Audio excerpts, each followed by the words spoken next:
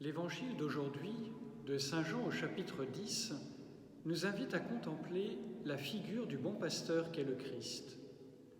Jésus se présente comme le bon pasteur. En Jésus s'accomplit la figure du bon pasteur qui donne sa vie pour ses brebis, annoncée dès l'Ancien Testament.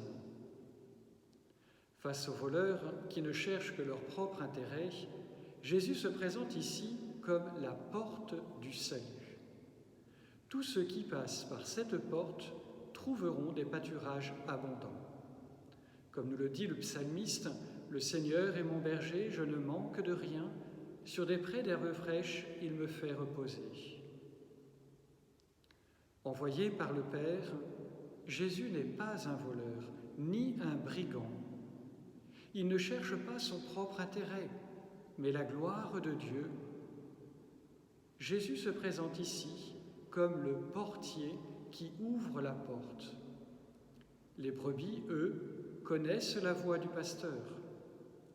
En écoutant sa voix, ils percevront en leur cœur la voix de l'Esprit Saint. C'est là où Saint Jean nous dit « connaître la voix du pasteur ».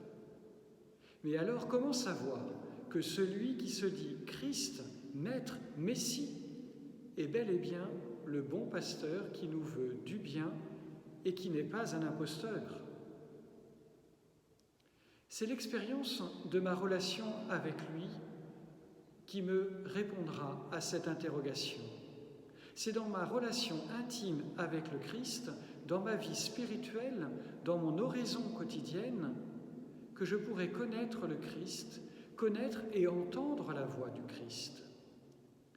Sainte Thérèse d'Avila disait « L'oraison est un échange d'amitié où l'on s'entretient souvent seul à seul avec Dieu dont on sait qu'il nous aime. » Au milieu de notre vie bruyante et agitée, l'habitude de la prière personnelle ou de la lecture méditée de la parole de Dieu est indispensable.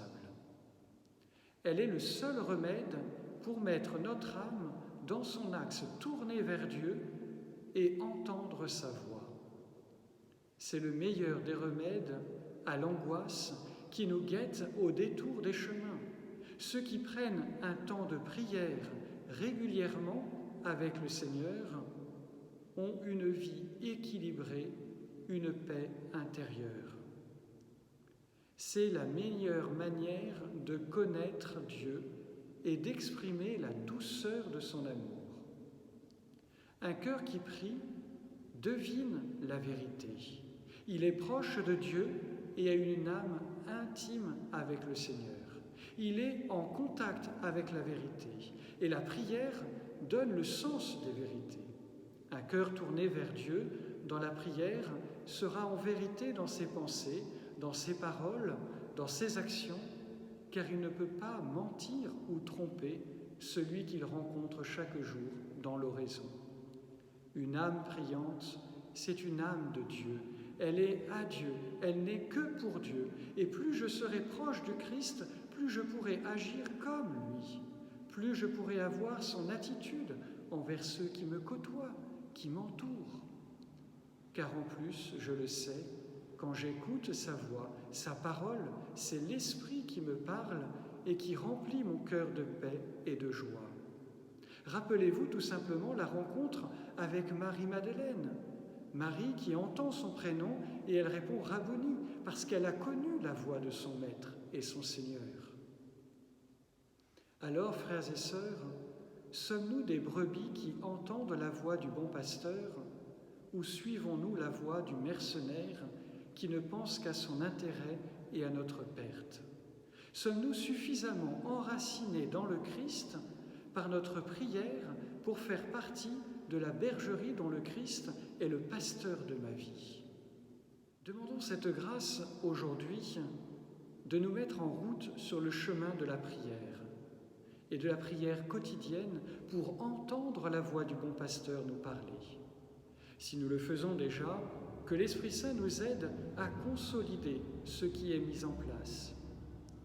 Si nous ne le faisons pas encore exactement ou correctement, eh bien que l'Esprit Saint nous aide à y mettre plus d'ardeur, Et si nous ne le faisons pas encore, que l'Esprit Saint nous aide à nous mettre en route et qui nous laisse entendre cette parole de Benoît XVI, « N'ayez pas peur d'ouvrir toutes grandes vos portes au Christ, il n'enlève rien, il donne tout. » Alors je vous souhaiterais une bonne journée sous le regard du Seigneur et que cette méditation vous aide à mettre le Christ au cœur de votre vie.